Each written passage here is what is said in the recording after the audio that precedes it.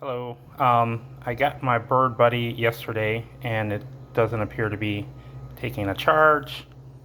It's plugged in. It's been plugged in for about 20 hours now.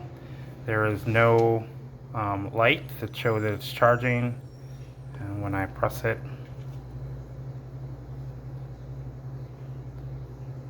nothing happens. No light up, no indication. And it's not the cord, because if I plug it into something else, like this, give that a second, and that works. So something's clearly wrong. It's not taking a charge at all.